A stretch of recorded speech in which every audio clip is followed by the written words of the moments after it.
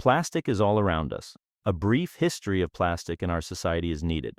Although plastic was invented in 1872, it was not until 1907 when Bakelite was the first large use of plastic. It was used for its non-conductive properties used in electrical applications. In the 1930s, the G. Farben Company, later to become part of BASF, developed a process of making polystyrene. Polystyrene is the polymer used to make styrofoam bags and other plastic products. The first plastic bags were produced in 1959 in Sweden. This was to be the start of the bulk of plastic pollution. In 1982, for the first time, single-use bags were used by Kroger and Safeway supermarkets. Today, plastic bags are being produced by over 1 trillion a year. 1 billion tons of plastic are produced annually. Some plastic is essential for people, but much of it is not necessary. Since we have become a disposable culture, we have created a major problem for all human and animal life on planet Earth. Oil is primarily composed of hydrocarbons and goes through a process called cracking.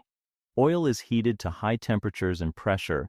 At different temperatures, you get products such as gasoline, naphtha, paraffin, jet fuel, etc. Naphtha is the primary ingredient for plastic production. At the processing plant, naphtha is converted to polystyrene granules. The granules then go to different processing plants, where it is molded into plastic items. Different types of plastic require plasticizers for their workability, like bending and flexibility. Many of the chemicals used are carcinogens, which have been shown to cause cancer. A great concern is when plastic breaks down into microplastics less than 3/16 in size, and nanoplastics, which are even smaller, think human hair size.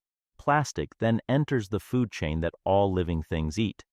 When it is eaten by marine life and land animals, people eventually eat the animals and fish.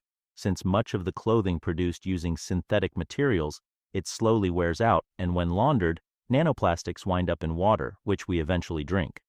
Researchers estimate that the average person consumes about 78,000 to 211,000 microplastics every year. Polystyrene is the most common plastic that has been found in human brains. A finding of brain tissue from people diagnosed with dementia had up to 10 times more plastics than other people without the condition is significant. But it is important to interpret this cautiously, as dementia may be caused by something else. Scientists have identified the presence of 12 different polymers in brain tissue samples. Polystyrene is the polymer most used for making plastic bags, packaging, water pipes, as well as most of all plastic used by people. Think about that. While it is not conclusive that polystyrene causes dementia, do you want to take that chance? Search University New Mexico study of plastic in brains.